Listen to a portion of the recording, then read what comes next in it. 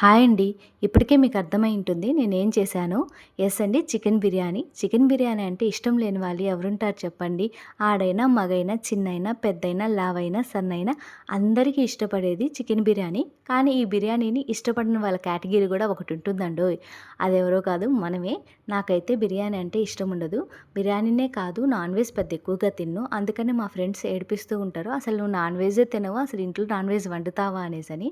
అందుకే నేను ఛాలెంజ్ చేశానండి. మీకు మంచి బిర్యానీ తినిపిస్తానని చెప్పి, దానికోసం ముందు రోజే చికెన్ తెచ్చి ఇలా మ్యాగ్నేట్ చేసి పెట్టుకున్నానండి.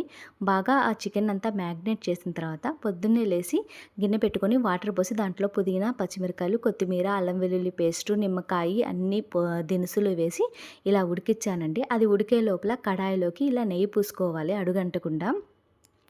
ఇలాగ రాత్రి మ్యాగ్నేట్ చేసుకున్న చికెన్ మొత్తాన్ని ఇలా స్ప్రెడ్ చేసుకోవాలి. మొత్తం అలా స్ప్రెడ్ చేసుకున్న తర్వాత ఇంతలోపల నీళ్లు బాగా ఉడికాయి. దాంట్లోకి ముందుగా నానబెట్టుకున్న బాస్మతి రైస్‌నైతే వేసుకున్నామండి. వేసుకొని పక్కన టాపింగ్ కోసం ఆనియన్స్‌ని చాప్ చేసుకొని ఇలా వేయించుకోవాలి. అన్నం ఒక 80% ఉడికిపోయిన తర్వాత ఇలా చికెన్ మీద మొత్తం స్ప్రెడ్ చేసుకుంటా ఉండాలి. అసలు అన్ని వంటల్లోకి ఈజీగా అనిపించే వంట ఏదైనా ఉందంటే నాకది బిర్యానీనే అండి. చాలా సింపుల్‌గా చేసేస్తాను. అన్నం మొత్తం ఇలా స్ప్రెడ్ చేసిన తర్వాత ఇంతకుముందు వేయించుకున్న ఆనియన్స్‌లన్నీ ఇలా టాప్ చేసి పెట్టుకోవాలి. దానిపైన కొంచెం గరం మసాలా, చికెన్ మసాలా పోసుకొని కొంచెం ఆయిల్‌నైతే టచప్ ఇచ్చుకోవాలి.